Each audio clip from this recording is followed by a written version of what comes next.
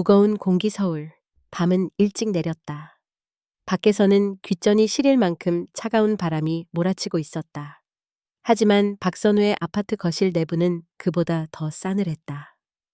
가스레인지 위에서 김치찌개가 보글보글 끓지만 식탁 주위의 공기는 꿈쩍도 하지 않았다. 침묵. 김정희 75모는 창가에 앉아 있었다. 작은 테이블에 손을 올리고서 말없이 거실을 바라봤다. 바깥에 흔들리는 가로등 조명, 거실 건너편 TV에서 나오는 환한 화면, 부엌에선 희미한 이야기 소리가 들려오고 있었다. 요즘 선우랑 하나는 꼭 남의 집 사람 같다. 나만 없으면 편할 것처럼 군다니까. 정희는 혼잣말처럼 마음속에 속삭였다. 심장이 조여오는 듯. 아프고 허리에 쌓인 세월만큼 굽은 시선이 더 이상 가족을 따뜻하게 감싸줄 수 없음을 느낀다. 현관 쪽에서 작은 소리가 들렸다. 여보, 조용히 좀 해. 어머니 깰라. 하나, 며느리의 낮은 목소리가 마치 간신히 숨겨온 분노를 억누르는 사람처럼 들렸다. 선우 아들도 소근소근 대답했다. 나도 알아. 근데 더는 이렇게 못 살아. 당신도 오죽 힘들겠어. 힘든 건 당연하지. 어머니 아침에도 또 된장국 짜다고 난리쳤다니까. 정희의 손이 갑자기 떨렸다. 가슴까지 얹혀온 한숨이 겨우 목구멍을 타고 새나왔다. 내가 이 집의 짐이 되는구나, 드디어. 그 순간 오늘 하루 호흡했던 수치심과 외로움이 포개져 더 이상 눌러담을 수 없게 폭발할 것만 같았다.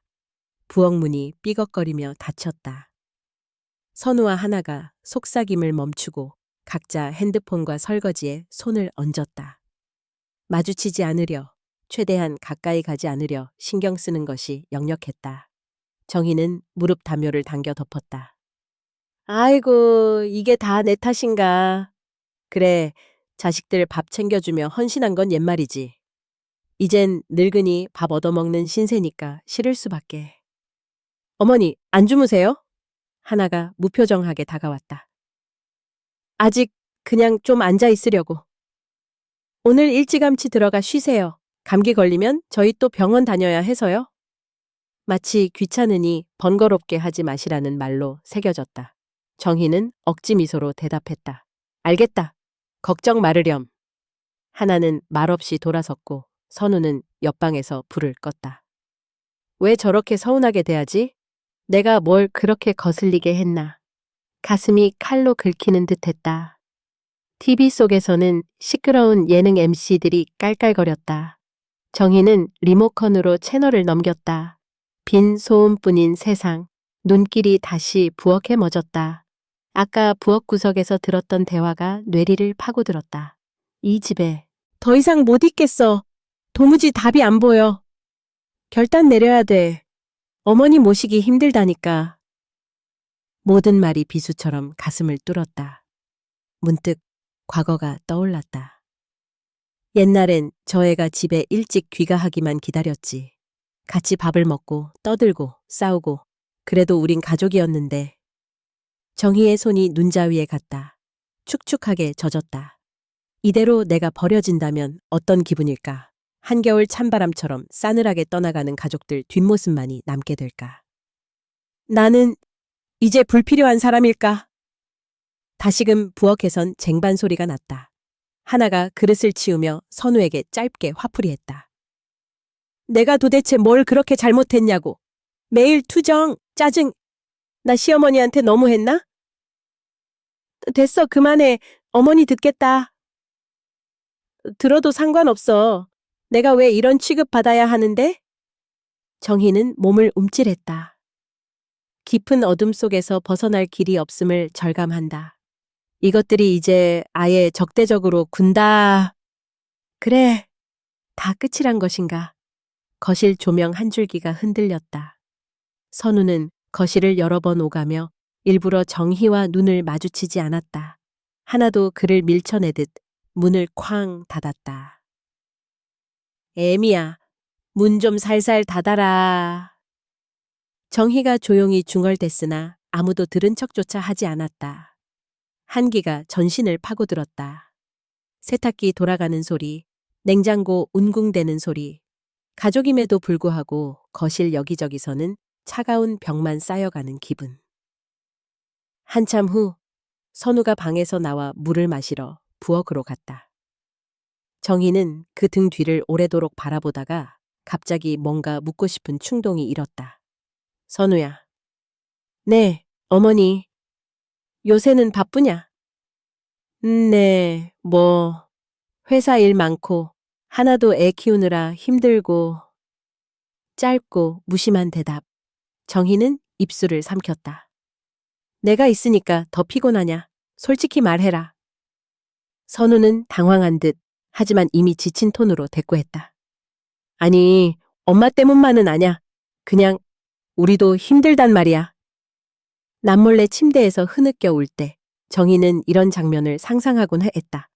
내가 없는 게 더 편할걸. 호기심, 그러나 두려움 가득한 시선으로 거실을 바라보는 순간 하나가 갑자기 큰 소리로 나왔다. 선우 씨, 연탄불 껐어요? 응, 신경 안 써도 된다. 둘은 일부러 정희 앞에서만큼은 웃지도 않고 서로에게도 피곤한 감정만 늘어났다. 정희는 소파에 더 깊숙이 파묻혔다. 아이고, 정말로 내가 이 집에서 내쫓기는 건가? 머리맡에는 약 봉투가 굴러다녔다. 손자 채원이 멀리서 할머니, 또 약 까먹으면 안 할. 돼! 하고 외쳤던 목소리가 떠올랐다. 그러나 요즘 채원마저도 예전만큼 정희 주변에 오래 머물지 않는다. 엄마, 난 숙제해. 할머니, 나중에 놀아드릴게요. 정희는 휴대폰을 들어 사진첩을 뒤적였다.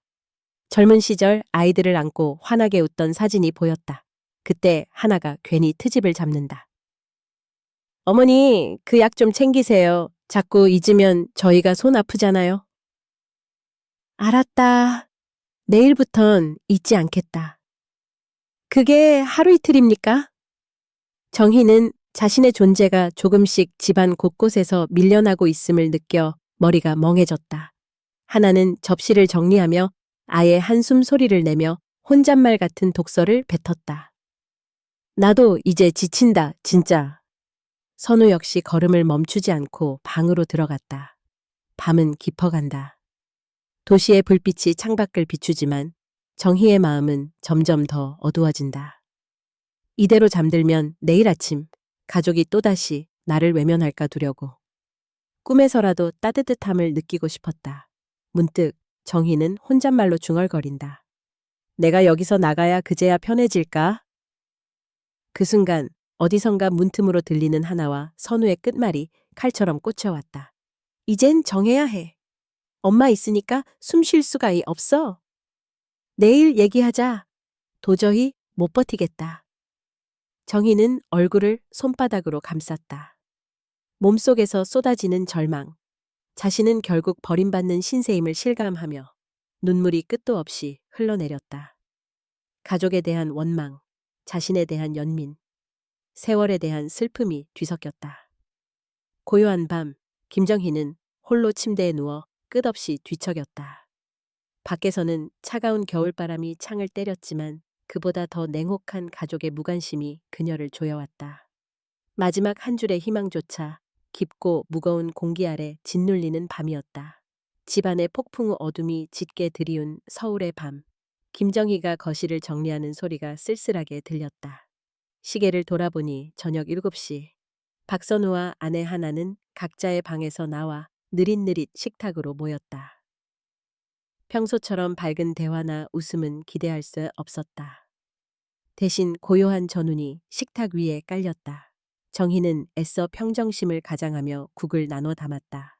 아이 돌보랴 집안일 하랴 고단해 보이는 하나의 눈길이 슬쩍 그녀를 스쳤지만 곧바로 핸드폰을 마주 보았다. 선우는 궁색하게 하품을 하며 자리만 채웠다. 식사하세요. 정희가 조심스럽게 권했다. 순간 하나가 짜증스러운 목소리로 맞받는다. 국물 좀 덜어내지 그랬어요? 된장국 너무 짜요. 그 말에 정희의 손이 떨렸다. 짜다고? 미안하다. 원래 이런 맛. 좋아했잖니. 하나는 눈길도 주지 않고 숟가락을 툭 내려놓는다. 어머니는 항상 옛날엔 이렇게 먹었다 하시는데 저희는 힘들거든요. 좀 바꿔보면 안 돼요? 식탁에는 다시 찬 공기가 흘렀다. 선우는 눈치를 보며 곤란하게 머리를 긁었다. 정희의 미묘한 표정, 상처받은 눈빛을 보며 선우가 불편하게 입을 열었다. 하나야, 그냥 먹자. 어머니 기분 나쁘시잖아. 하지만 하나는 더 참지 않았다. 왜요? 잘못된 건 잘못됐다고 말하면 안 돼요? 언제까지 어머니 눈치만 보고 살아야 합니까? 정희가 조심스레 반박했다. 옛날엔 다 같이 맞춰 살았지. 지금처럼 이렇게 하나가 말을 끊으며 비아냥거렸다. 그렇게 맞춰 살다가 서로 병드는 거죠. 저 시어머니 눈치 보느라 진짜 돌아버릴 것 같아요. 순간 정희의 얼굴이 굳었다. 깊이 숨을 내쉬며 말을 삼킨다. 하지만 마음속의 상처는 쉽게 아물지 않는다. 선우가 중재하듯 말했다. 이런 얘기 식탁에서 하지 말고. 하나야, 엄마도 힘든데 자꾸 그러지 마. 그러나 불씨는 이미 붙었다. 하나는 더욱 언성을 높였다. 그럼 도대체 저는 누구 눈치 보고 살아야 하죠? 이 집은 다 어머니 마음이에요. 냉장고에서 반찬 꺼내는 것도, 세탁기 돌리는 것도, 심지어 애 키우는 것도 그냥 입 닫고 있으란 소립니다. 정희는 더 참지 못하고 결국 목소리가 커진다. 그렇게 힘들면 그만두라고 해라. 아무도 너더러 내 밥상 차려달라고 강요 안 했다. 하나는 놀라 침을 삼켰다. 오히려 공격적으로 맞받았다. 네, 어머니 밥상 안 차리면 어떻게 할 건데요? 저를 집에서 내쫓겠어요? 아니면 선우 씨더러 이혼하자고 하세요? 선우가 진저리 치며 식탁을 쾅 내리쳤다. 두 사람 이제 그만 좀 해. 왜 집안을 매일 전쟁터로 만드냐고. 정희는 울컥했다. 네가 볼 땐 내가 문제냐? 내가 없었으면 니들 지금 모습 있을 것 같아? 내가 하루하루 어떻게 살아온 줄 알아? 하나는 냉담하게 일어섰다. 저도 제 인생 희생 안 하고 싶습니다. 선우 씨, 당신도 솔직하게 말해요. 이 집에서 엄마 모시기 힘들지 않아요? 순간 무거운 정적이 흐른다. 선우는 오랫동안 대답을 못했다. 태연한 척 물을 들이키지만 손이 떨려 물방울이 식탁에 뚝뚝 떨어졌다. 결국 고개를 떨구며 중얼거린다. 많이 힘들지. 사실은. 그 말에 정희의 숨통이 막혀왔다. 그럼 이참에 다 얘기해봐라. 늙은 엄마 때문에 얼마나 질렸는지, 얼마나 앞길 막고 있는지. 그래, 내 인생 이 집에서 쓸모 없어진 거 다 알아. 하나는 못 참겠다는 듯 소리를 질러버렸다. 맞아요. 솔직히 너무 버거워요. 어머니랑 같이 살다 보니 내 인생, 내 감정 전부 짓밟히는 기분입니다. 정희가 벌떡 일어났다. 내가 네 감정 망쳤냐? 내가 뭘 그렇게 잘못했냐? 선우도 벌떡 자리에서 일어났다. 제발 좀 그만 좀 하세요. 엄마든 아내든 다 힘들다고요. 왜 내가 중간에서 매일 이렇게 갈라놔야 합니까? 식탁 위 그릇들, 젓가락 소리, 멀리서 들리는 TV 소리까지 하나하나가 날카롭게 귀를 찔렀다. 정희는 한동안 할 말을 잃고 숨을 몰아쉬었다. 내가 그나마 힘들이지 않으려고 매일 애쓴 거야. 늙은 내가 얼마나 더 버티겠냐? 하나는 쐐기를 박았다. 네, 어머니, 이제 그만 내려놓으세요. 그냥 저희 보내주세요. 저도 숨 좀 쉬고 싶어요. 잠깐 어린 채원이 물끄러미 식탁을 지켜보다 감정을 읽는다. 엄마, 할머니, 싸우지 마. 세 사람 모두 머뭇거리며 잠시 눈을 피했다.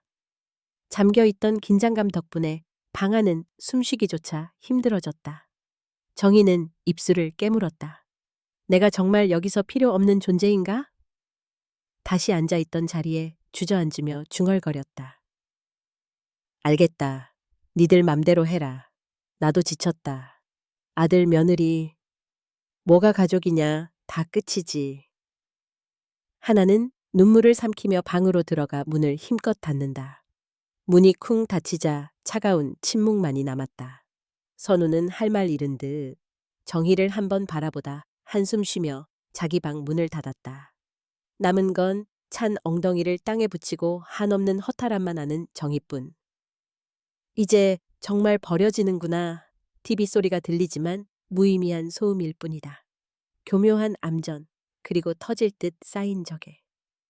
오늘 밤 이 집안의 폭풍우는 아물지 않는 상처를 남기고 있다. 한참을 그렇게 있다. 정희는 조용히 자리에서 일어나 자기 방으로 들어갔다. 문을 닫으며 마지막으로 거실을 돌아보았다. 옛날에는 사랑이 넘쳤던 집이었는데 그녀의 등 뒤로는 아픔과 분노, 후회가 뒤엉켜 빠져나갈 틈이 없었다. 창밖에서는 겨울비가 조용히 창문을 때리고 있다. 그리고 정희의 마음엔 이미 한겨울보다 더 차갑고 혹독한 눈보라가 몰아치고 있었다. 청천벽력 긴 밤이 지나 아파트 안에 고요한 새벽이 내렸다. 김정희는 평소보다 한참 일찍 눈을 떴다. 어젯밤 며느리 하나와의 극한 대립, 아들 선우의 심연이 담긴 한숨, 모든 감정의 잔해가 마음 한구석에 껴 있었다. 아무것도 삼키지 못할 듯이 목이 메고 흐린 한탄만 품은 채 거실을 서성였다. 창밖은 아직 어둠이 가득했다. 정희가 이불을 개고 있자 그때였다. 하나가 방문을 벌컥 열며 나왔다. 부은 얼굴, 굳게 담은 입술. 아예 눈길조차 꺼린 채 싱크대로 향해 커피를 탔다. 거실 전체에 찬 기운이 번졌다. 선우 역시 거실로 나왔지만 정희와 눈도 마주치지 않는다.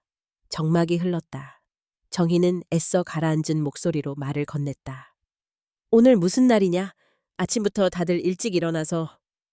일부러 아무 일 없는 척 평소처럼 묻는다. 하지만 선우는 대답 없이 샤워실로 들어갔다. 하나는 커피잔을 들고 식탁에 쾅 내려놨다. 정희는 그 잔소리에 묻힌 숨겨진 의미를 생각했다. 오늘도 이렇게 눈치 보다가 무슨 난리라도 터질까. 잠시 후 하나가 굳은 어투로 말했다. 어머니, 오늘 짐 좀 챙겨주세요. 정희는 정지된 듯 멍하게 그녀를 바라봤다. 왜? 하나의 목소리는 싸늘했다. 내일 새벽에 출발할 거예요. 고향에 갑니다. 며칠 쉬었다 오시죠. 옷이랑 필요한 거 미리 준비하시고요. 오래 머물 수도 있으니까. 정희는 잠시 숨이 끊긴 듯했다. 잠시 후 떨리는 목소리로 되물었다. 고향에 내가 친정 간다는 말이냐? 갑자기 그게 무슨 소리냐? 하나는 눈길 한번 안 준 채 무심하게 말했다. 그냥 쉬라고요, 어머니. 요즘 컨디션도 안 좋으시고 서울 생활에 지치셨잖아요. 저희도, 아니, 모두 좀 자유롭게 쉬고 싶으니. 정희는 대답 대신 허탈하게 웃었다. 아, 이제 완전히 내몰리는구나. 말은 고향이지만 결국 나를 내친단 뜻이겠지. 그때 등골을 타고 식은땀이 흘렀다. 심장이 아려왔다. 정희는 쏟아질 듯한 감정을 꾹꾹 눌렀다. 정말 그래서 짐 싸라는 거니? 솔직하게 말해줘라. 내가 짐이 됐냐? 나 여기 있는 게 그렇게 거슬렸냐? 하나는 딱딱하게 잘라 말했다. 어머님, 말 돌리지 마시고 그냥 준비나 해주세요. 자세한 얘기는 차차 말씀드릴 테니. 선우가 샤워를 마치고 나왔다.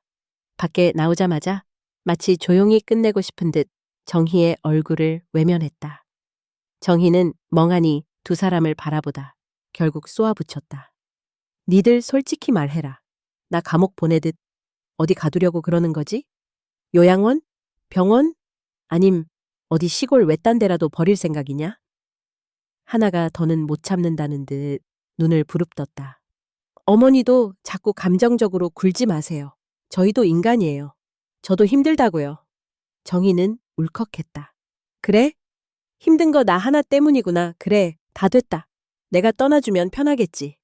온몸이 부르르 떨리고 순간 머릿속이 하얘졌다. 이 집에 먹는 밥 한 숟갈도 이미 독약 같다. 선우가 조심스럽게 끼어들었다. 엄마, 그런 거 아니야. 그냥 잠깐 다들 좀 쉬자고. 분위기가 너무 안 좋으니까. 정희가 칼같이 잘랐다.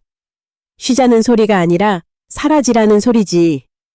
나 집에서 내쫓는 건 니들이야. 내가 무슨 짐승이냐. 하나가 벌떡 일어났다.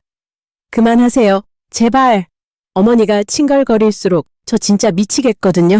이 집 숨 막혀서 못 살겠어요. 정희는 방문을 쾅 닫고 방으로 들어갔다. 눈물이 쏟아지듯 떨어졌다. 이렇게 끝나는 건가? 내가 뭘 그렇게 죄를 지었나? 자식 다 키워놨더니 이제 늙고 힘없으니 내칠 궁리만 하는구나. 방 한구석에 앉아있던 손녀 채원이 방에 들어와 쭈뼛쭈뼛 말했다. 할머니, 어디 여행 가요? 나도 같이 갈래. 정희는 애써 웃었다. 아니야, 채원아. 너는 여기서 잘 있어야지. 할머니는 그냥 잠깐 쉬다 올 거야. 걱정 말아라. 아이 눈을 바라보며 목구멍이 또렷이 아렸다. 그 맑은 눈망울에 자신이 짐작한 현실을 들키면 어쩔까 겁이 났다. 저녁이 되어 가방을 끄집어냈다. 손이 덜덜 떨렸다. 한 벌, 두 벌 옷을 개며 자신만의 대화를 중얼거린다. 요양원? 아니면 시골, 어디 작은 방. 거길 죽으란 듯이 버려둔다고 해도 지금보단 차라리 내 마음 편할 수도 있겠지. 옷 사이로 옛날 흑백 사진 한 장이 나온다. 순박하게 미소 짓는 청춘의 얼굴, 가족들과 바닷가에서 찍은 어린 시절. 그 시절엔 모두 너무 따뜻했는데 지금은 왜 다들 독해졌지? 내가 뭘 그렇게 잘못 살았다고. 갑자기 부엌에서 하나의 통화 소리가 들린다. 문틈으로 들리는 낮은 목소리. 정희는 숨을 죽이고 귀를 기울였다. 네, 된장찌개도 안 먹질 않나. 애 키우는 것도 힘들다나. 저 이제 더는 못하겠어요. 어머니, 내일부터 몇 주간 지방에 맡길 것 같아요. 네, 출장 핑계로 해서 신경 안 쓰게 할게요. 서류는 다 준비됐어요. 맞아요, 말씀하신 그 병원. 위치도 괜찮고 시설도. 네, 남편도 저랑 동의했어요. 정희는 손끝이 얼어붙었다. 역시 진짜고 이제 이 집에서 필요 없어졌구나. 문득 분노가 치밀어 오른다. 문을 열고 거칠게 부엌으로 들어섰다. 뭐 하는 거냐? 방금 다 들었다. 그러니까 날 병원에 버릴 생각이었지? 니네들 대체 나한테 왜 이러냐? 하나는 당황하다가도 금사에 싸늘하게 맞섰다. 네, 어머니가 내 삶을 망치니까요. 우리 가족 평화 좀 찾으면 안 됩니까? 정희가 방 안에서 주저앉는다. 눈물, 분노, 절망. 온몸에 진저리가 난다. 내가 평생 조심히 살아왔는데 결국 남는 건 하나도 없구나. 늦은 밤 선우가 조용히 문을 두드린다. 엄마, 준비는 잘 했어? 정희는 등 돌린 채 대답하지 않는다. 내일 새벽 바로 출발하니까 혹시 필요한 거 더 챙기고 몸 상하지 않게 하고 엄마도 좀 편히 쉬고 와. 정희는 담담히 말했다. 편히? 날 버리면서 무슨 낯짝으로. 너도 이젠 다 컸구나. 이제 엄마한테 아무 미련, 사랑도 없는 거냐? 선우는 말없이 나간다. 방 안 공기마저 식어버려. 정희는 고집스레 옷까지만 접는다. 밤은 길었고 절망은 더 깊어졌다. 아무 소망도 없이 그렇게 또 한 장의 밤이 쓰러졌다. 운명의 차 잃은 새벽, 아직 어둠이 가라앉지 않은 시간. 김정희는 깊은 한숨을 내쉬며 현관에 서 있었다. 가방은 이미 든든하게 싸두었다. 마음 한 칸, 텅 빈 공간처럼 추웠다. 무엇보다 낯선 불길함, 그리고 배신감이 온몸을 감쌌다. 다 됐어요, 내 어머니. 하나가 서늘하게 말을 건넸다. 선우는 애써 무표정한 얼굴로 차의 트렁크를 열었다.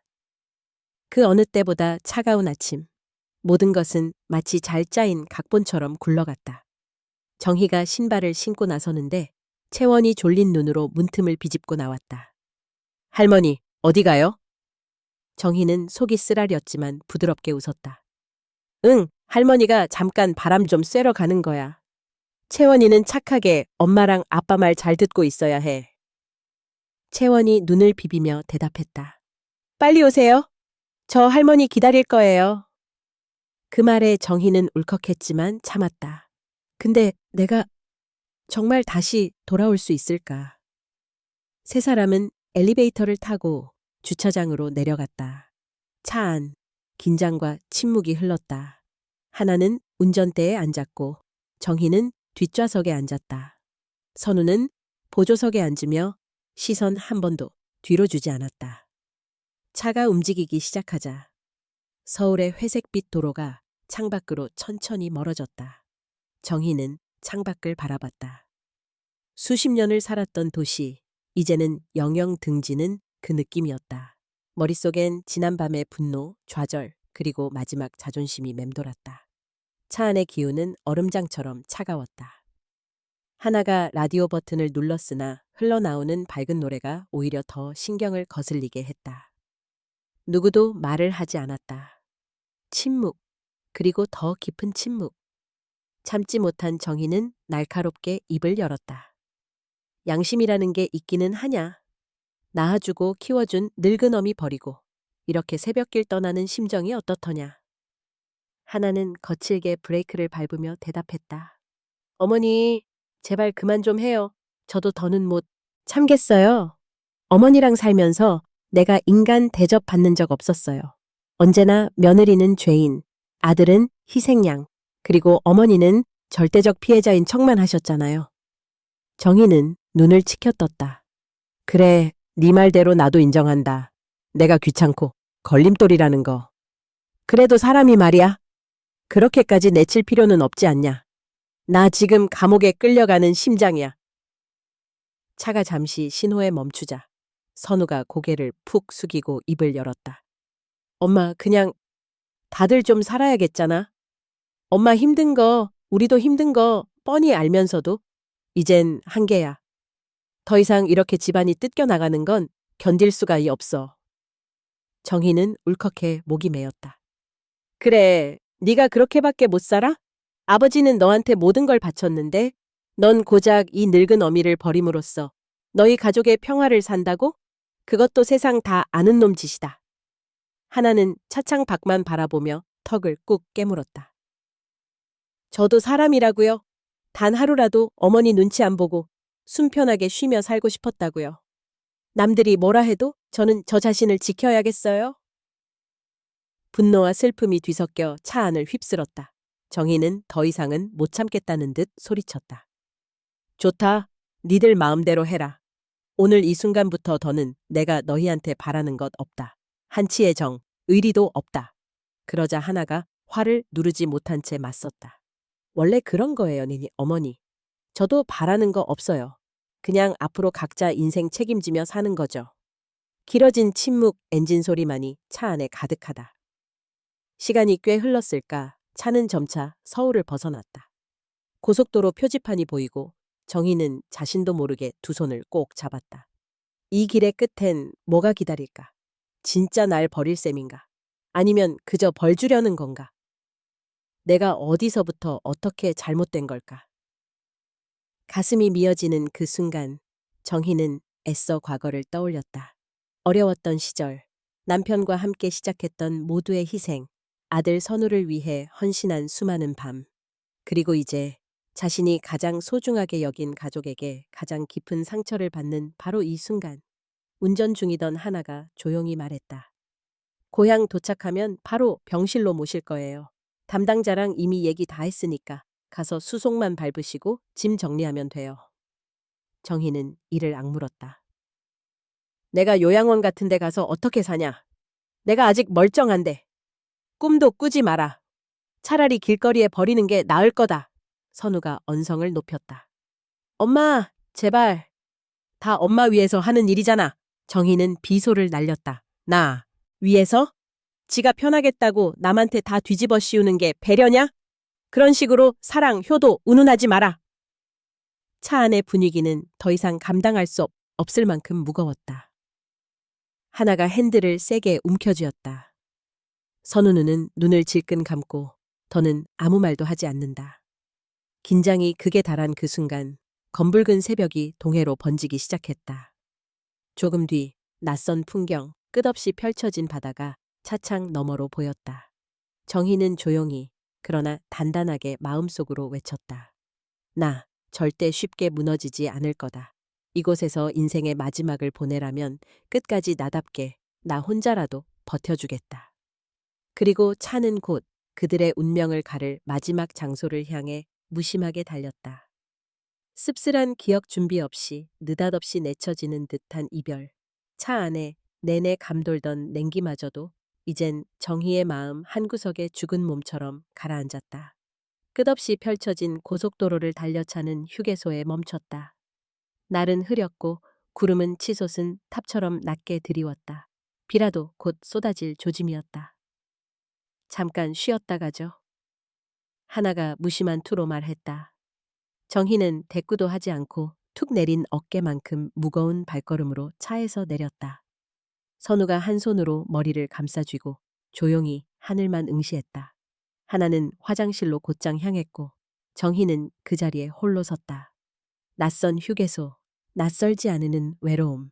그 옛날 이와 비슷한 장면이 떠올랐다.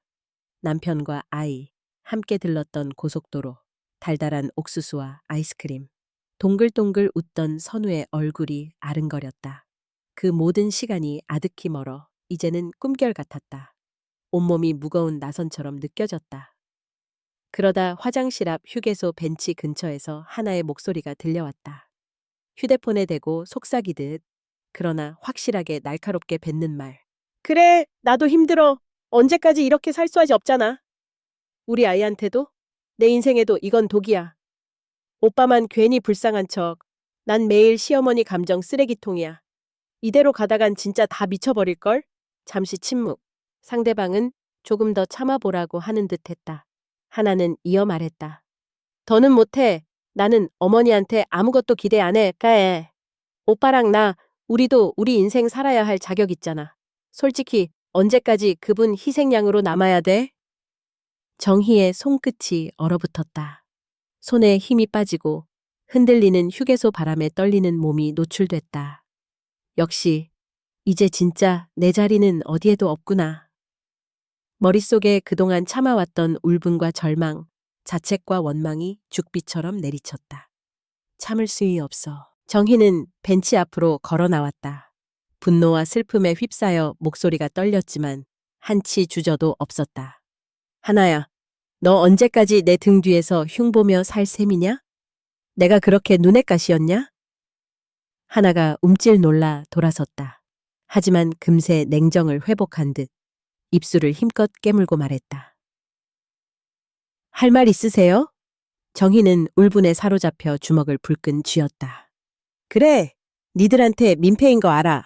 하지만 지금까지 내 인생에서 가장 후회하는 건 너희한테 내 청춘 다 바친 거다. 그리고 지금 이렇게 쫓기듯 대접받는 게 세상에서 제일 서럽다. 하나가 맞받아쳤다. 어머니도 생각해보세요. 희생, 희생. 저희는 평생 어머니 희생만 말하며 살았어요. 하지만 진짜 힘든 건 저예요. 어머니 감정 받아주느라 제 감정은 어디로 흘러가는지조차 모르겠어요. 그 말에 정희는 할 말을 잃었다. 선우는 그 사이 둘 사이로 뛰어들듯 급하게 달려왔다. 두 사람 그만해! 여기서까지 서로 씹고 물어뜯을 거야? 정희가 분노에 휩싸여 선우에게 소리쳤다. 선우야, 네가 가만히 있으니까 이 꼴이 나는 거다. 너야말로 네 엄마 팔아서 아내 불쌍한 척 눈치만 보고 뒷짐만 지지 않았냐. 선우는 분노를 억누르지 못했다. 엄마도 제발 좀 항상 자기만 상처 입었다고 말하잖아. 아내 눈물, 내 속 뒤집히는 감정에도 한 번이라도 생각해봤어? 엄마는 희생자쇼 하느라 우릴 얼마나 숨막히게 했는지 알아? 정희의 안색이 파래졌다. 말문이 막히자 온몸이 따끔따끔 찢기는 기분이었다. 그 순간 지나간 시간들이 필름처럼 머릿속을 스치기 시작했다. 어린 선우 손잡고 시장 다니던 여름. 남편과 단칸방에서 밤새 아이 콧물을 닦아주던 겨울밤. 그리고 남편이 떠난 후 두 아이와 버티던 긴 시간. 그때도 힘들었지만 그래도 집엔 가족이 있었다. 이제는 내 곁엔 그 어떤 따뜻한 기억조차 쓰라린 독처럼 다가왔다. 휴게소 한 구석 앉아서 우리 셋은 한동안 말을 잃었다. 비가 내리기 시작했다. 굵고 거센 빗줄기. 휴게소 천막을 두드리며 마치 우리의 분노를 씻어내려 하는 것 같았다. 뒤늦게 정희가 흐느꼈다. 다 필요 없다. 이젠 정말 다 끝났다. 니들 이렇게밖에 못 사냐? 가족, 도대체 그게 뭐냐? 하나는 비에 젖은 채 눈물을 삼키며 천천히 고개를 돌렸다. 저도 정말 이렇게밖에 못 살 줄 몰랐어요. 한참을 그렇게 서 있었다. 선우는 우산을 펴 정희에게 씌워주려 했지만 정희는 거칠게 밀어냈다. 필요 없다. 없다. 지금 이 비보다 너희 마음이 더 차가우니까. 휴게소 밖을 벗어나 다시 차에 오를 때까지 모두의 표정엔 깊은 상처와 미움, 그리고 씁쓸한 무력감만이 남았다.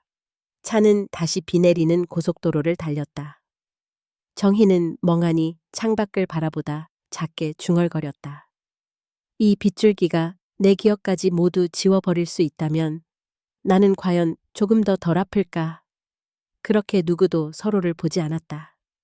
침묵만이 더욱 큰 상처처럼 차 안에 내려앉았다. 바닷가의 비바람 차가울 대로 차가운 비, 그리고 바람이 끊임없이 유리창을 때렸다. 차가 동해안 국도를 달릴수록 파도가 몰아치는 해안선이 가까워졌다. 김정희는 뒷좌석에 깊이 웅크린 채 한동안 말없이 시선을 깔고 있었다. 선우와 하나 역시 무표정한 얼굴로 각각 창밖에 시선을 던졌다. 멈추지 않는 비와 거센 바람 탓에 차 안의 습기는 더욱 무겁고 텁텁해졌다. 누구도 먼저 입을 열지 않았다. 간간히 내비게이션이 방향을 안내하는 목소리만이 차 안을 채울 뿐이었다. 드디어 차는 오래된 국도 끝, 인적이 드문 바닷가 마을에 들어섰다. 평범했던 시골 길과는 달리 회색빛 하늘 아래 거친 파도와 뒤엉킨 바람, 그리고 구불구불 이어진 언덕길이 기묘한 긴장감을 불러일으켰다. 정희는 힘겹게 고개를 들었다. 창밖으로 바다가 한눈에 펼쳐졌다. 포말찬 파도가 검은 바위에 부딪히며 부서졌다. 멀리 고깃배들이 요동치고 있었고 방파제 위에 사람들은 작은 점처럼 서 있었다. 그 풍경이 정희의 가슴을 깊게 후벼 팠다. 이 바다! 옛날엔 가족 행복을 꿈꾼 곳이었건만 이젠 모든 희망이 무너지는 절망의 끝인가. 차가 멈췄다. 선우가 시동을 끄고 조용히 말했다. 내리세요, 리스 어머니. 정희는 잠깐 망설였다. 차문을 열자 싸늘한 바닷바람이 몸속까지 파고들었다. 우산이 제대로 펴지지 않을 만큼 거세게 비가 몰아쳤다. 그럼에도 정희는 마지못해 트렁크에서 짐을 꺼냈다. 하나는 팔짱을 낀 채 인상을 구긴 얼굴로 곁을 지나쳤다. 이제 그만하지 않으시 어머니. 다 끝났어요. 더 이상 서로 피곤하게 굴지 맙시다. 정희는 분노와 비애가 한꺼번에 밀려왔다. 끝났다고?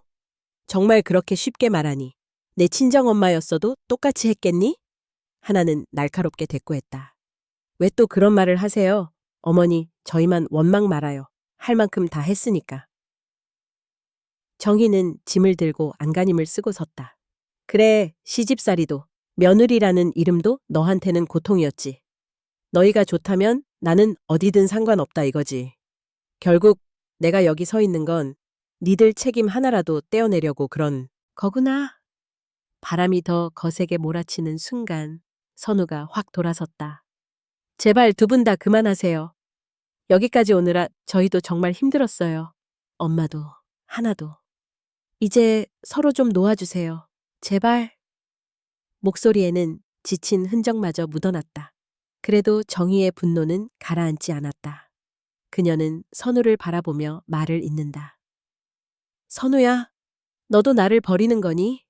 네가 손 꼭 잡고 보호해준다고 했던 그 약속 다 잊었냐? 선우는 한동안 말이 없었다. 비에 젖은 얼굴로 천천히 입을 뗐다. 엄마, 나도 이제 더 이상 어떻게 해야 할지 모르겠어. 우리 가족 모두 더는 이렇게는 못 살아. 정희는 깊은 절망에 휩싸이며 그 자리에 무릎을 꿇었다. 그래, 너희가 그렇게 원한다면 나도 포기할게. 하지만 기억해라. 자식들이 부모의 마음을 이렇게 내치는 날, 너희 마음에도 언젠가 똑같은 상처로 돌아올 거다. 그 말이 끝나기도 전에 하나가 한 걸음 다가가 단호하게 외쳤다. 우리에게 책임만 떠넘기지 마세요. 어머니가 가족을 힘들게 한 것, 그 사실도 인정해야죠. 저희는 할 만큼 했으니까 이제 각자의 몫을 사세요. 그토록 아픈 말에도 정희는 더 이상 아무런 힘도 남지 않은 듯 주저앉아 울음을 터뜨렸다. 비바람은 점점 거세졌고 트렁크 옆에 떨어진 여행 가방 위로 차가운 빗방울이 쏟아졌다. 몇 분간 내내 셋 다 움직이지 않았다. 정희의 울음, 바람소리, 파도소리. 이 세 가지가 뒤섞여 낯선 바닷가에 퍼졌다. 그때 먼 바다에 번개가 쳤다. 밝게 번뜩이는 빛 속에서 정희의 지난 세월, 젊었던 시절, 아들 품에 안고 행복했던 순간, 남편과 함께 바다를 바라봤던 풍경. 이 한순간에 몽환처럼 스쳐갔다. 하지만 그 모든 기억은 다시 냉혹한 현실에 집어삼켜졌다. 선우가 짐을 옆에 떨어뜨리더니 마침내 지쳐 내뱉었다. 어머니, 이젠 정말 우리 책임 끝입니다. 남들도 다 이렇게 하잖아요. 저희도 저희 인생을 살아야 해요. 정희는 두 손을 들어 하늘을 향해 울부짖었다. 그래, 내가 죽어도 이 한은 못 풀고 간다. 불효막심한 아들, 며느리. 내 영혼이 반드시 지켜볼 것이다. 그 절규에 하나의 표정에도 설명할 수 없는 슬픔이 번졌다. 하지만 그녀는 이내 눈길을 돌려 멀리 한 점 바닷가의 점처럼 앞으로만 걷기 시작했다. 파도와 함께 몰아치던 비바람 속에서 정희는 바닷가 모래 위에 홀로 웅크리고 앉았다. 차갑고 쓸쓸하고 아무런 희망도 남지 않은 듯한 밤이었다. 경계와 미움, 애증과 죄책감이 폭풍처럼 휘몰아치던 그 바닷가 밤, 세 사람은 누구도 서로 손을 내밀지 못한 채 저마다의 상처만 남긴 채 각자의 어둠 속으로 걸음을 옮겼다. 비밀의 폭로 바닷바람은 싸늘하게 부는 밤이었다. 절망과 분노가 집어삼킨 바닷가에서 시간을 보낸 후 세 사람은 쓸쓸히 다시 자동차에 올랐다. 말 한마디 없이 바깥의 시커먼 파도와 흐릿한 가로등 불빛만 차창에 지나갔다.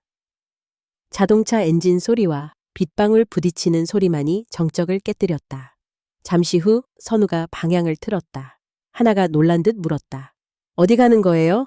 여기가 아니잖아요. 선우가 낮게 대답했다. 조금만 참아, 곧 도착해. 정희는 그저 고개를 숙인 채 무거운 짐처럼 뒷좌석에 앉아 있었다. 집도 가족도 사라진 인생. 어쩌면 이 길이 모든 것의 끝일지도 모른다는 두려움만이 가슴을 조여왔다. 자동차가 구불구불한 길을 따라 달렸다. 오래된 어촌 마을을 벗어나 더 깊은 해안가로. 어둠과 안개 사이로 작고 낮은 지붕이 나타났다. 고요한 어둠 속에 낡은 집 한 채가 어렴풋이 윤곽을 드러냈다. 여기야. 선우가 차를 멈췄다. 하나는 놀란 목소리로 소리쳤다. 도대체 여기가 어디예요? 이런 데서 밤을 지내라고요? 정희도 차에서 내리며 황망하게 주변을 둘러봤다. 풀잎에 맺힌 빗방울, 낡고 낮은 대문, 희미하게 빛나는 현관 등불. 여기 낯이 좀 익은데? 어릴 적 정희가 부모님 품에서 뛰놀던 고향집과 묘하게 닮은 풍경이었다. 선우가 가방을 내려놓으며 침착하게 말했다. 엄마, 우리 이 집에서 며칠 지내요? 고향 바다. 엄마도 옛 추억 있고 편하게 쉴 수 있을 거야. 정희는 의아함과 경계심이 뒤섞인 얼굴로 선우를 바라보다 한 발 내디뎠다. 집 안에서는 먼지 냄새와 낡은 가구 특유의 온기가 섞여 느껴졌다. 하나는 거칠게 외쳤다. 이 딱한 연극은 뭐예요? 이왕이면 그냥 요양원이나 병원에 데려다 놓지. 굳이 이런 구석진 집에서 왜 이래요? 선우가 짧게 한숨을 쉬며 대답했다. 나도 솔직히 힘들었어. 우리 셋이 계속 피 흘리면서 꽉 막힌 집에서 서로 상처 주는 것도 견딜 수 없었어. 하지만 적어도 엄마가 마지막까지 진짜 집에서 살아봤으면 해서. 정희는 의외의 진심에 잠시 말을 잊었다. 벽에 걸린 오래된 사진, 바닷속 조개껍데기가 가득 담긴 유리병, 여전히 낡은 목자의 바닥. 갑자기 흑백 사진 속 옛 풍경이 촘촘히 떠올랐다. 네가 처음 걸음을 뗐던 집이 여기였지. 할머니가 해줬던 따뜻한 미역국, 한여름 바다에서 소리치며 놀던 아이들. 세월에 떠밀려 잊혀졌던 기억이 서서히 깨어났다. 하나는 벽에 등을 기대며 힘없이 말하였다. 우리 솔직해져요, 어머님. 저도 며느리니까 참고 견디느라 아픈 척, 눈물 짓는 척이라도 해왔는데 사실은 두렵고 늘 외로웠어요. 아무리 해도 어머님께는 인정받지 못하는 느낌. 혹시 엄마도 그런 마음 아니었어요? 정희는 잠시 그녀를 뚫어져라 바라봤다. 분노와 슬픔, 원망과 이해. 수많은 감정이 복잡하게 얽혔다. 한동안 침묵이 흐르자 선우가 조심스레 입을 열었다. 엄마, 사실 이 집 몇 달 동안 내가 손봤어. 철저히 숨기고 싶었지만 네가 어린 시절 정말 행복했던 바로 그 집이야. 우리가 너무 미워서 이곳으로 쫓아내는 게 아니라 정말 잘 살길 바라는 마음이었다는 것만은 알아줬으면 해. 정희는 멍한 눈빛으로 둘을 바라보다가 소리를 지르듯 외쳤다. 내가 이 집을 허물고 싶었을까? 아니면 마지막까지 이 가족을 붙잡고 있었던 것일까?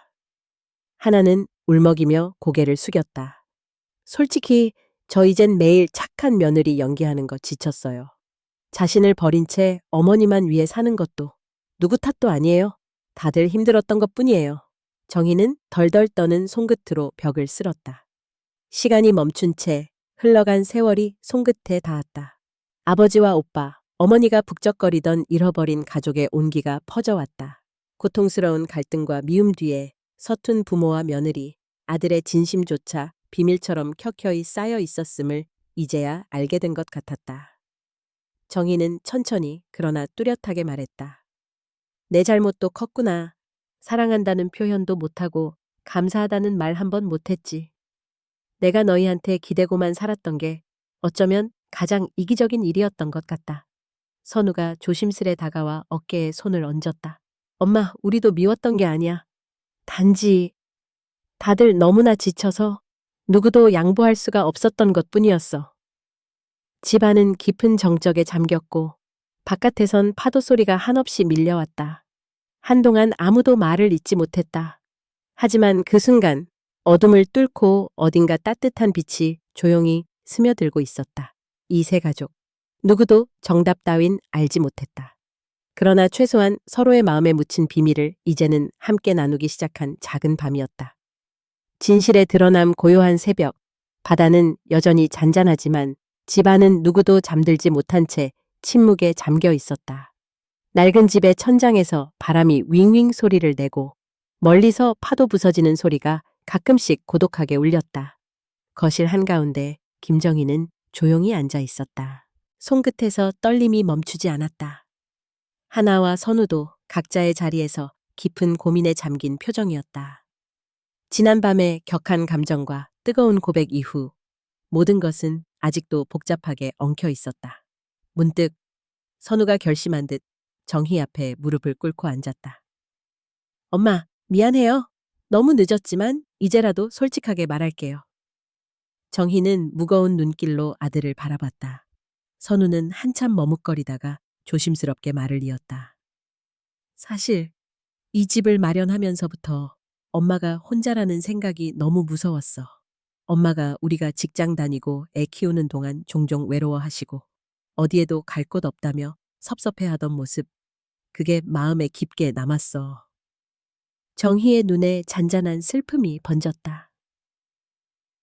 그래도 그동안 너무 매정했고 너무 몰아쳤다.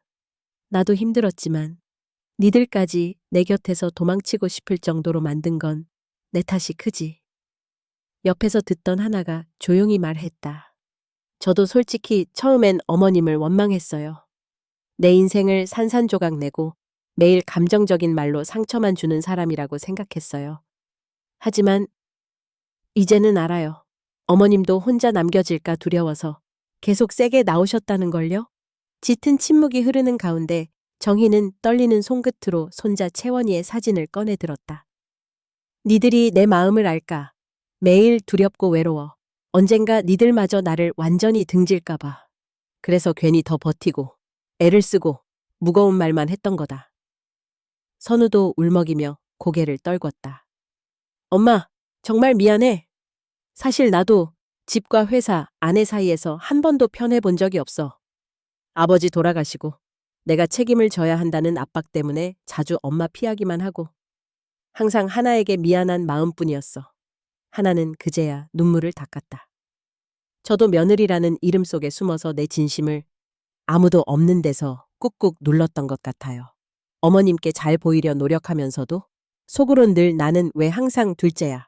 왜 아무리 해도 인정받지 못할까? 이런 서운함이 쌓였어요. 정희는 오랜만에 깊고 부드러운 음성으로 말했다. 네가 둘째였다니. 그건 내 잘못이야. 미처 너 마음을 못 알아준 게 한이다. 솔직히 말하면 나도 너무 외로워서 그저 네가 내 편이 돼주길 바랐던 거야. 집 안에는 뭉클한 공감과 후회, 다양한 감정이 소리 없이 가득 차올랐다. 그때 선우가 상자 하나를 꺼냈다. 엄마, 그리고 이제 진짜로 말할 게 있어. 사실 이번에 고향 땅을 정비하면서 친척들한테서 소식을 들었어. 외할머니 쪽에서 엄마가 어릴 적 고생만 하고 떠난 걸 늘 미안해 하셨대. 그래서 이 집도 사실 엄마 이름으로 오래전에 등기 옮겨주셨던 거예요. 정희가 깜짝 놀라 얼떨떨한 표정으로 선우를 바라봤다. 무슨 말이냐? 이 집이 내 이름으로 돼 있었다고? 선우가 고개를 끄덕였다. 네. 그래서 엄마가 아무리 힘들었어도 이 집, 이 고향은 항상 엄마를 기다려준 거야. 하나는 조심히 정희의 손을 잡았다. 어머님, 저희도 처음엔 몰랐어요. 그냥 힘든 길이라고만 생각했는데 알고 보니 가족 모두가 어머님을 사랑하고 잊지 못했다는 걸요. 정희는 두 손으로 얼굴을 감쌌다. 한참 동안 아무 말도 할 수 없었지만 눈�갠� 오랜만에 따스한 눈물이 흘렀다. 그렇게 나는 평생 혼자인 줄만 알았는데 이 집과 너희가 나를 기다려준 거구나. 선우와 하나는 그녀 곁에 앉아 조용히 등을 다독였다. 그날 밤 세 사람은 한 공간에서 오랜만에 진심으로 서로의 속마음을 나누었다. 단 한순간 가족이란 이름으로 모든 걸 이해하지는 못했지만 적어도 진심을 이야기할 수 있는 용기, 그리고 서로를 안아줄 미안함과 사랑이 피어나기 시작했다. 밖에선 바다가 여전히 출렁이고 있었다. 그러나 이제 그 바람은 세 사람 마음을 파고들던 차가운 미움이 아니라 조금씩 새살이 돋는 위로와 희망의 소리로 다가오고 있었다. 진실이 밝혀지자 세 가족은 비로소 서로를 바라볼 힘을 내기 시작했다. 마음에 묶였던 응어리들이 조금씩 풀려나갔다. 그리고 그들만의 방식으로 조심스럽게 새로운 시작을 준비하고 있었다. 아픈 치유의 시간, 어스름한 저녁, 낡은 해안가지 밴 길고 무거운 침묵이 흘렀다. 세 가족은 마치 뭔가를 더 잃을까 두려운 듯 조심스러운 눈빛으로 서로를 바라만 보았다. 낮 동안 쏟아냈던 오랜 한과 진실, 그리고 공허한 울음을 뒤로 한 지금 남아있는 건 지친 한숨과 깊은 상처였다. 부엌에서는 하나가 저녁상을 차리고 있었다. 손놀림이 느리고 조심스러웠다. 정희는 식탁에 앉아 멍하니 손끝만 바라봤다. 선우도 무거운 몸을 의자에 기댄 채 말없이 어둠이 내리는 바깥을 바라보았다. 밥상 위로 김이 피어오르고 세 사람이 자리를 잡았다. 그러나 수저 소리조차 크게 들릴 만큼 조용했다. 결국 정희가 먼저 말을 꺼냈다. 목소리는 여전히 거칠었지만 어딘가 힘이 빠져 있었다. 이렇게 밥 한 끼 함께 먹자고 내가 얼마나 애원했는지 아냐? 하나는 아무 말 없이 수저만 쥔 채 고개를 숙였다. 기운 없는 대답이 겨우 흘러나왔다. 미안해요. 사실 저도 이런 순간 진짜 가족이 된 기분이 드는 게 싫지 않아요. 근데 어머님 앞에만 있으면 자꾸 눈치가 보여요. 아직도 중학생 때처럼 늘 시험 받는 느낌. 정희는 씁쓸한 미소를 지으며 답했다. 너만 그러냐? 나도 며느리 볼 때마다 한 번도 고맙다고 말해본 적 없으니 내가 못난 애미다. 잠시 정적이 흘렀다. 선우가 울분을 가득 담아 입을 열었다. 엄마, 이젠 그만 과거에서 벗어나요. 엄마는 늘 엄마의 희생만 이야기하지만 솔직히 나랑 하나도 엄마 때문에 수없이 상처받았어요. 특히 하나는 엄마한테 인정받으려고 평생 애써왔죠. 정희의 얼굴이 굳어졌다. 그러나 이번에는 반박하지 않고 잠시 생각에 잠겼다. 하나도 떨리는 목소리로 말을 받았다. 선우 말이 맞아요. 저는 엄마한테 잘했다는 말 한 번 들으려. 집에서, 시장에서, 명절마다 애쓰면서도 늘 뭔가 부족하단 소리만 들었어요. 그게 제겐 상처이자 미움의 씨앗이었던 것 같아요. 정희는 참기 힘든 감정에 얼굴을 돌렸다. 미안하다. 나는 내 마음만 옳다고 여겼지. 정작 너희가 얼마나 힘들었는지 제대로 보지 못했구나. 선우가 조심스럽게 어머니의 손등을 잡았다. 우리 모두 잘못이 있었어요. 근데 이제 그만 서로 탓하지 말고 아픈 만큼 가까워지고 싶어요, 흰 엄마. 세 사람 모두 고개를 떨구었다.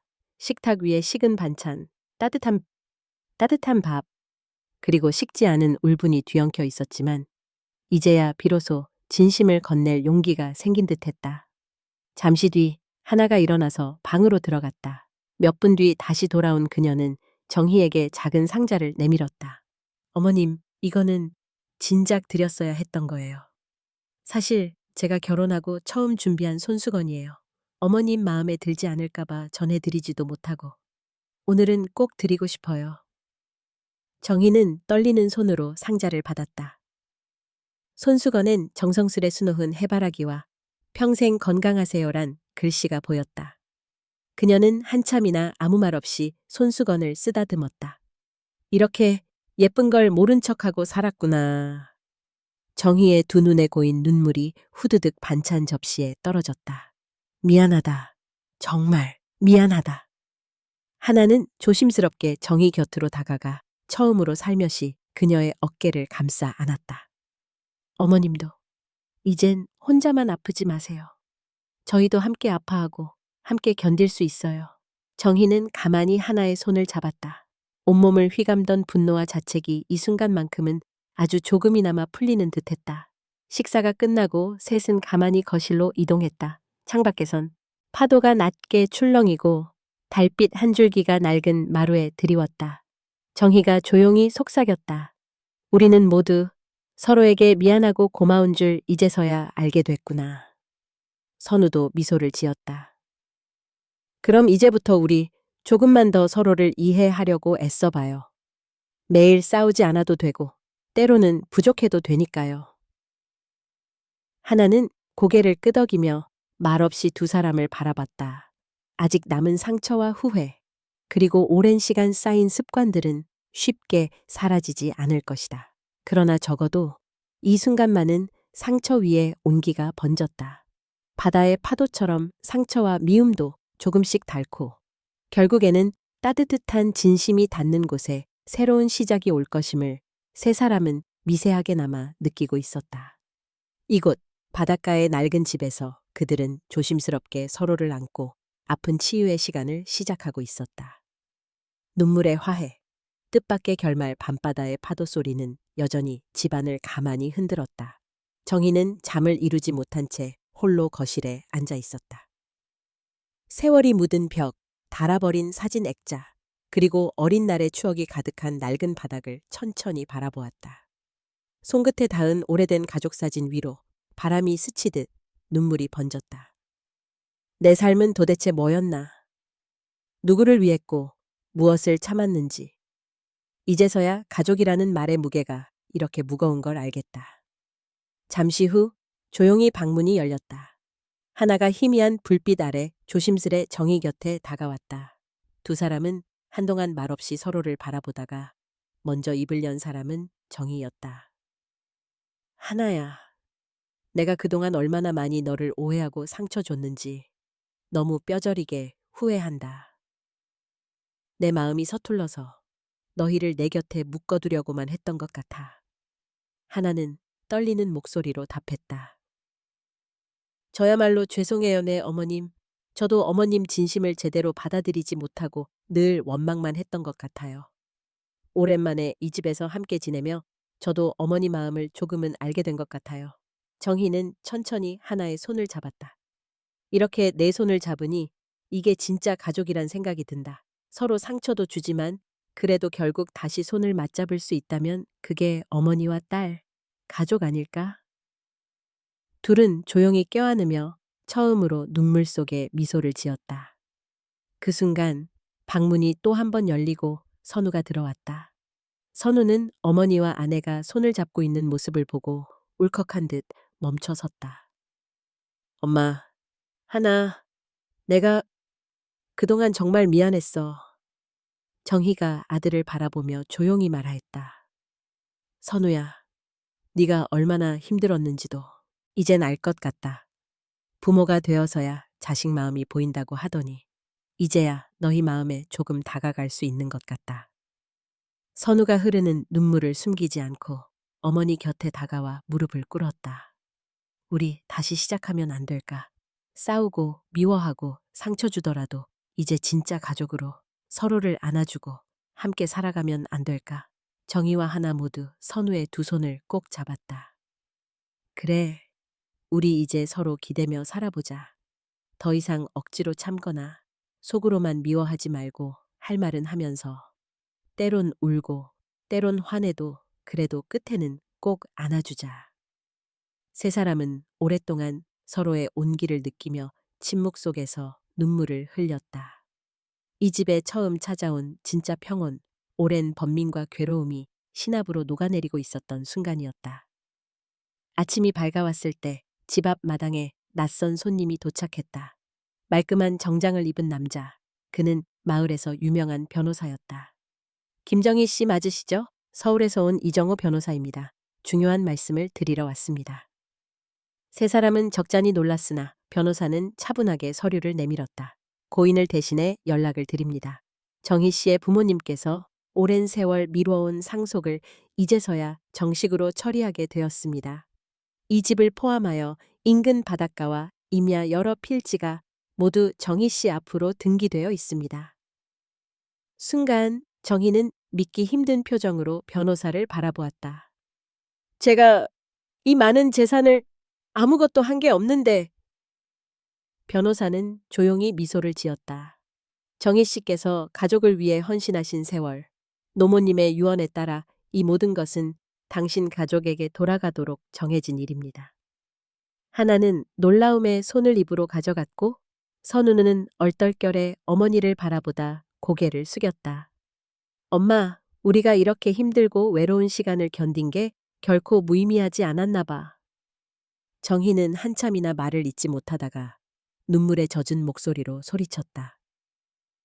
그래, 결국 가족이란 건 힘들어도 아파도 끝까지 함께 살아가는 것, 내 인생이 헛되지 않았다는 걸 처음으로 느낀다. 세 사람은 그렇게 서로를 꼭 안았다. 집 안가득한 아침 햇살, 바다에서 들려오는 파도 소리, 그리고 이 작은 집을 감싸는 새로운 희망이 모두의 얼굴에 번졌다. 오랜 상처 위로 뜨거운 눈물이 흘렀고 그 눈물은 미움과 원망을 모두 녹였다. 인생의 마지막 한 장이 예상치 못한 기쁨과 용서로 덮이는 아침. 진정한 화해와 새로운 가족의 첫 걸음이 천천히 시작되고 있었다.